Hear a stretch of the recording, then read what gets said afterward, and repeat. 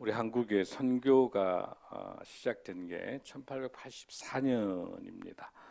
그러나 그 당시에는 복음이 전파하는데 신앙의 자유가 주어지지 않았습니다. 그래서 선교사들이 공식적으로 복음을 전할 수가 없었습니다.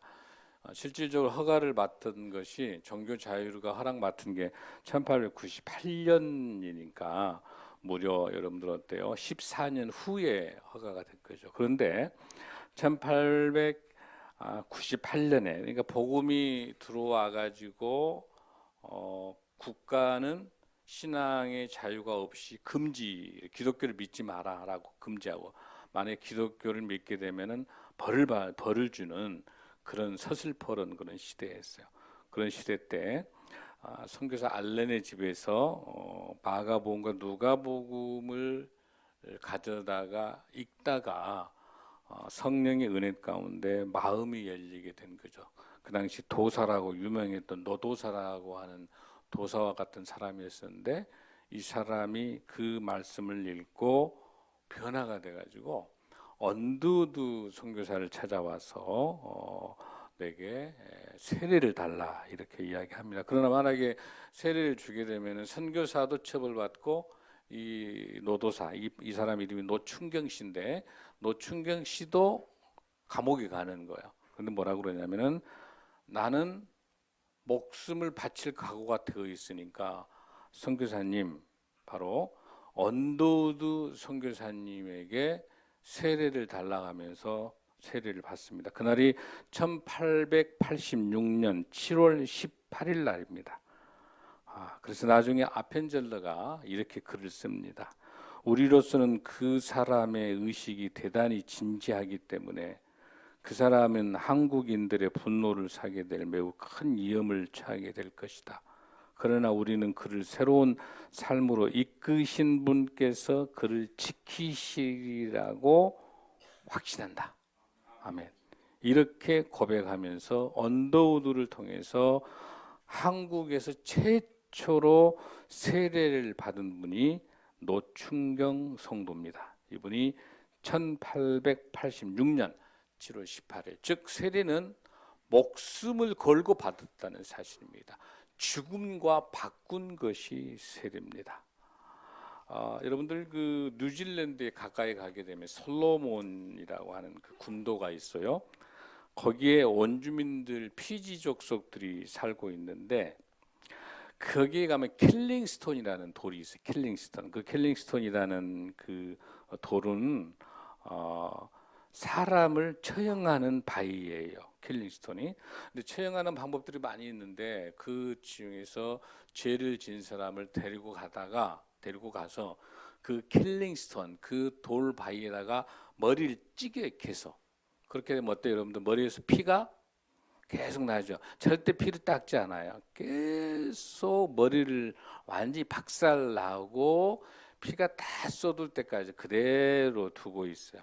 그러고 나서 그 사람은 꽁꽁 묶어 둡니다. 피가 그 바위에서 흐르면서 뻘겋게 보면서, 죄를 지은 사람의 피는, 그 바위에서 죄를 지은 사람들의 피는 이렇게 잔인하게 흘러간다는 걸 보여준 그 족속들이에요. 바로 그런데 바로 이곳에 선교사들이 들어가서 세례를 주는 그 장소가 어디냐면 킬링스톤, 바로 그 피가 질질 흐르는 그곳에서 세례를 주면서 선교사님들은 뭐라고 이야기하냐면, 당신은 지금 죽는 거나 같습니다. 옛사람이 완전히 죽은 시간입니다. 이제는 예수 그리스도의 은혜로 성령님의 피로 새로운 삶을 삽니다 라고 이야기하는 겁니다. 아멘. 그래서 세례가 얼마나 중요한가, 세례가 얼마나 중요한가를 오늘 이 시간에 여러분에게 말씀을 드립니다. 오늘 또 우리 교회가 특별하게 입교식을 갔는데, 입교식이 얼마나 또 중요한 것이냐면, 독일에서는 유아 세례를 받고 난 다음에 13살이 되게 되면 1년간 매주 2시간씩, 그러니까 100시간 이상을 성경 공부를 해야 됩니다. 100시간을 성경 공부를 하고 이 애가 14살이 되게 되면 입교식을 갖는데, 그날 갖는 입교식은 축제고 축복이고 모든 부모님이 일가 친척들이 다 모여서 축하 잔치를 하는 것이죠. 왜냐하면 우리 다음 세대들이 입교식을 통해서 새롭게 인생을 시작하는 거예요. 오늘 문답을 하고 했는데 주기도문과 사도신경도 잘 암송하고 또 십계명까지도 잘 공부하고, 그래서 오늘 입교식을 갖게 된 것이 얼마나 귀한지, 또 우리 오늘 이 시간에 거룩한 입교식과 우리 세례식을 같이 가질 수 있는 것이 얼마나 하나님의 축복이다라는 그런 생각을 갖습니다. 그래서 이 세례라고 하는 것은 다시 태어나는 것. 그래서 세례식은 우리가 영원의 생일이다. 여러분이 태어나는 생일보다 세례받는 날이 영적으로 생일이에요. 아멘. 그래서 영원의 생일을 여러분 생일도 중요하지만 세례받는 날을 꼭 기억하셔서 축하하면 좋겠습니다. 아멘. 자, 오늘 본문에 있는 말씀처럼 6장 로마서 6장에서 보면은 1절에 그런지 우리가 무슨 말을 하리 은혜를 더하게 하려고 죄를 가하느냐. 그러니까 죄가 많은 곳에 은혜가 많다라고 하는 것은 예수님의 용서의 사랑이기 때문에 죄가 많은 곳에 하나님의 사랑이 크다는 거예요. 근데 은혜를 많이 받기 위해서 계속 죄를 지면 돼요, 안 돼요? 죄 지면 안 된다는 거예요. 그 말이 본문에서 우리가 은혜를 더하게 하려고 죄에 거하면 되겠느냐? 그럴 수 있다 없다? 그럴 수 없느니라. 2절에 죄에 대해서 죽은 우리가 어찌 그 가운데, 이제 우리는 죄에 대해서 완전히 죽은 거예요. 뭐함으로 인해서? 세례를 받음으로 인해서 이 세상에 있는 모든 죄악하고는 다 이제 죽음을 통해서 내 인생이 다시 태어난다라고 하는 거예요. 그래서 3절에서 무릇 그리스도 예수와 합하여 세례를 받은 우리는 그의 죽으심과 합하여 세례를 받은 줄을 알지 못하느냐. 오늘 굉장히 중요한 이 본문인데, 이 본문을 이해하기 위해서 여러분들이 이제 한 두 가지를 좀 봐야 돼요. 첫 번째는 왜 세례를 받아야 되냐는 거죠. 여러분들 왜 세례를 받아야 돼요?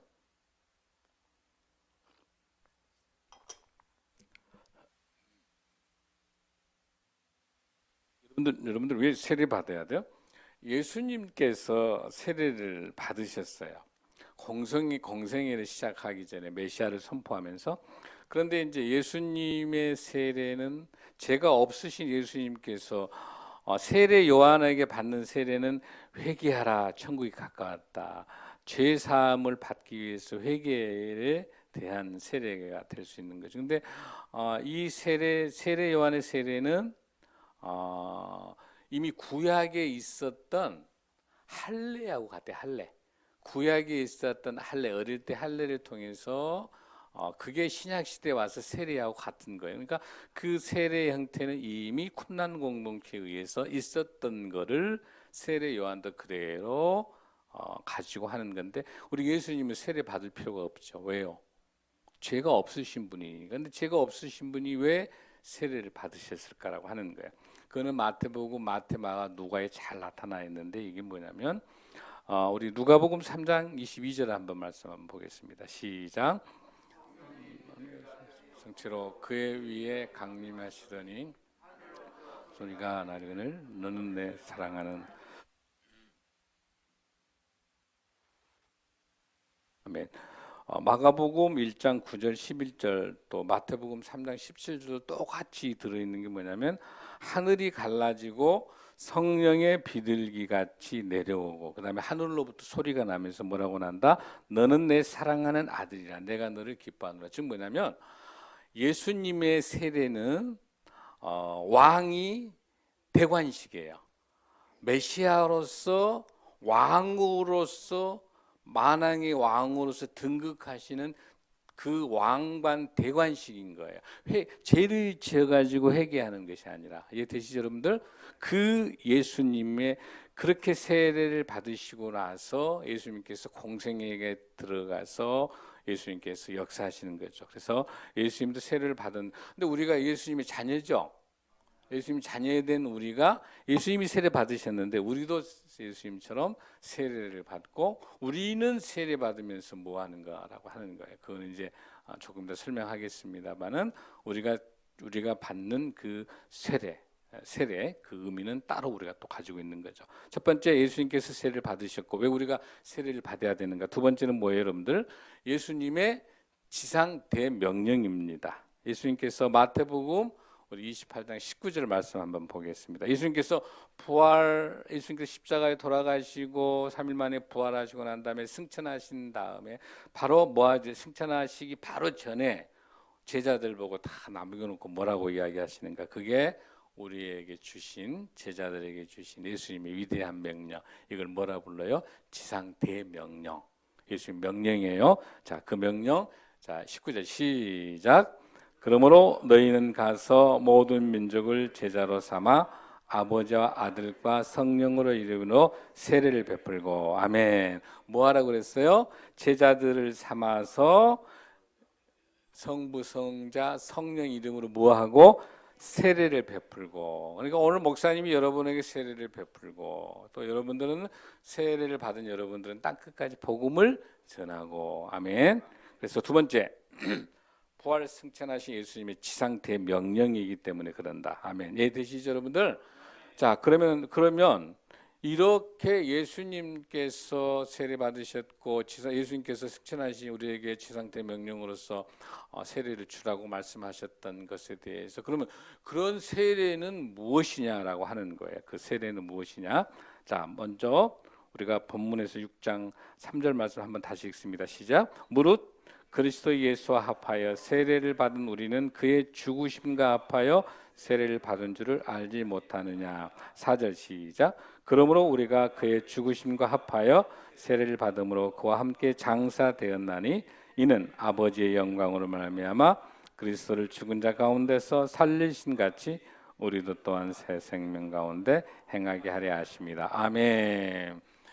세례의 가장 중요한 본질은 죽음에 대한, 예수 그리스도와 함께 죽고 장사 지낸다는 뜻이에요. 아멘. 이 세례받다라고 하는 헬라어 히브리어 이 단어 중에서 밥티조라는 단어가, 웹타이즈라고 하는 영어가 밥티조라는 뜻. 이 밥티조는 무슨 뜻이냐면 물속에다가 잠기다, 장사를 지내다, 그런 뜻이에요. 그러니까 침수하다. 그러니까 사람을 여러분들 우리 예수님께서 요단강에서 세례 받으실 때도 그대로 물에 잠기셨다가 나온단 말이에요. 세례할 때.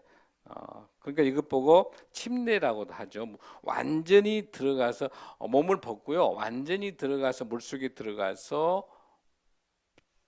들어갔다가 다시 나와서 하얀 옷으로 갈아입는 거예요. 그러니까 이미 그 물이라고 하는 것은 죽음이에요. 죽음. 완전히 죽은 거예요. 그리고 다시 살아나는 것은 부활의 의미를 갖고 있는 거예요. 내 지난 과거, 나의 거짓과 미움과 시기와 질투와 원망과 이런 세상 모든 것들을 함께 예수님과 같이 십자가에 돌아가시는 예수님처럼 완전히 다 예수님과 같이 죽고 새로운 인생으로 예수님과 같이 예수님이 나의 구주로 모시고 살아가는 그런 삶을 새롭게 살아가는 거예요. 아멘. 그래서 첫 번째 세례의 중요한 것은 뭐냐? 죽음의 의미다. 그리스도와 함께 죽고 장사. 그러니까 나는 없는 거야. 이제 내 인생은 없는 거예요. 지금까지 내 인생은 없는. 이제부터는 어떻게 살아가나. 두 번째 중요한 게 내 인생의 주인을, 지금까지는 내가 주인이었으면 이제부터는 세례를 받는 것은 이제부터 내 인생의 주인은 내가 아니고 예수 그리스도가 내 인생의 주인입니다. 아멘.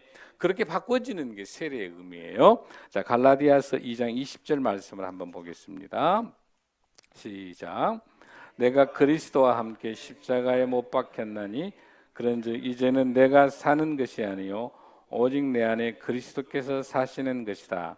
이제 내가 육체 가운데 사는 것은 나를 사랑하사 나를 위하여 자기 자신을 버리신 하나님의 아들을 믿는 믿음 안에 사는 것이다. 이제는 내가 사는 게 아니라 오직 내 안에 누가 그리스도가 사시는 것이다. 그러니까 내가 살지 않으니까 내 인생의 주인이 나에서 주인이 바꿔진 거죠. 누구로? 예수 그리스도가 나의 인생의 주인인 거예요. 그러니까 세례 받는다고 하는 거는 앞으로 내 인생을 내 고집대로 내 마음대로 살지 않고 예수님만 모시고 예수님께 항상 여쭤보며 살겠습니다라고 하는 것이 진정한 세례의 의미인 줄로 믿습니다. 아멘. 세 번째 중요한 거는 세례의 중요한 세 번째는 예수님과 연합하는 거예요. 예수 그리스도와 연합하는 거. 이제 내 혼자 사는 것이 아니라 항상 예수님과 함께. 네, 우리 인생 살다 보면 굳은 일도 있고 어려운 일도 얼마나 많이 있을 때마다 항상 내가 판단하고 내가 하면 꼭 죽을 것 같아. 절망 그 벼랑 끝에 가 있는 것 같아. 그래서 많이 자살하는 거예요. 내 인생을 내가 살려고 하면 너무 비참해. 내가 나를 보는 세상 눈들이 이런 거예요. 그러니까 진정한 세례를 받아서 예수님이 나 인생의 주인이고 내가 예수님과 연합되어 있다고 하는 사람들이 아니면 아차하는 순간에 자살하고 인생을 포기하는 거야. 그러나 결코 여러분들 포기하지 않으실 거예요. 왜? 우리 세례 받으면서 예수님과 뭐하기 때문에 연합됐기 때문에. 할렐루야. 내 안에 누가 있어요? 예수님이 계시기 때문에 함께 한 줄로 믿습니다. 그래서 우리가 골로새서 2장 12절에 보니까 너희가 세례로 그리스도와 함께 장사된 바 되고 또 죽은 자 가운데서 그를 일으키신 하나님의 역사를 믿음으로 말미암아 그 안에서 함께 그러니까 예수님과 연합되어 있기 때문에 예수님께서 부활하셔서 예수님이 재림하셔서 우리를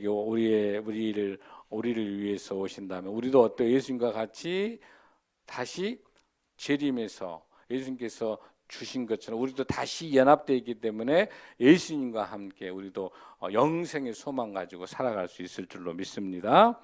그래서 우리가 갈라디아서 3장 27절 말씀에 보니까 누구든지 그리스도와 합하여 세례를 받은 자는 그리스도의 옷을 입었느니라. 아멘. 우리는 그리스도의 옷을 입는 거예요. 아멘. 그래서 우리가 멀리서 봐도 예수님의 향기가 나야 돼. 조금 손해 보는 거야. 양보하고 용서하고 사랑하고 할 수 있는 거. 이런 저와 여러분이 될 줄로 믿습니다. 자, 우리 본문 봅니다. 본문 6절 말씀, 5절 6절 시작. 만일 우리가 그의 죽으심과 같은 모양으로 연합한 자가 되면 그의 부활과 같은 모양으로 연합한 자가 되리라. 그러니까 우리가 부활할 때도 어때요? 예수님과 같이 연합돼서 같이 부활할 줄로 믿습니다. 아멘. 연합된다라고 하는 것, 왜 연합된다고 할 수 있어? 우리가 한 뿌리에서 예수님 우리가 한 뿌리에서 자라는 거기서 자라나는 가지니까 우리의 뿌리는 뭐예요? 우리는 어디에 접붙여 있어요? 포도나무 대신 예수님에게 접붙여 있으니까 거기에서 포도나무에서 포도가 열매가 맺어져야지 포도나무에서 다른 열매가 맺어지는 것은 짝퉁이죠. 짝퉁. 그렇죠? 우리는 오직 예수님의 열매가 맺어지는 삶을 사십시다. 그래서 6절에 보니까 로마서 6장 6절에 보니까 우리가 알거니와 우리의 옛사람이 예수와 함께 어떻게 십자가에 못 박힌 것은 나의 옛사람이 누구와 같이 예수님과 함께 십자가에 못 박힌 것은 죄의 몸이 죽어서 다시는 우리가 어쩐다? 다시는 우리가 죄에게 종노릇하지 아니하. 할렐루야. 앞으로 여러분들 절대 사기치고 거짓하고 남 죽이고 마귀 사탄이 와서 영수나 순자야 기수나 영희야 건우야 이렇게 와서 자꾸 막 거드긴단 말이에요. 여러분들에게 시기 질투 분노 막 화가 여기까지 나는 게 너무 미운 거야. 근데 주님 제가 이걸 어떻게 할까요? 그런데 종로를 하지 않도록 내 안에 누가 계세요? 예수님 저를 찾아와 주세요. 예수님이 나의 구주십니다. 예수님이 내 인생의 주인입니다. 그러니까 예수님께서 저 원수도 예수님이 갚아주세요. 할렐루야. 제가 갚으면 감옥 갑니다. 제가 살인하면 감옥 가는 거야. 내가 만약에 그렇게 하면은 지금 삐치고 막 그렇게 왕따 당하고 하고 그러면 막 괴롭잖아. 그러니까 주님 다 용서해 주시고 제 힘으로 감당 못하니까 성령이 우리 예수님이 해주십시오 하면 예수님이 때에 맞춰 해주실 줄로 믿습니다. 그래서 우리가 더욱더 사랑이 넘치는 여러분 되길 바랍니다. 할렐루야. 그래서 오늘 본문에 있는 것처럼 절대로 우리가 세례받은 사람들은 이제는 내 인생은 내 과거의 인생은 다 끝났다. 이제는 지금까지 내 과거의 그런 인생들은 내가 그렇게 살지 않겠다.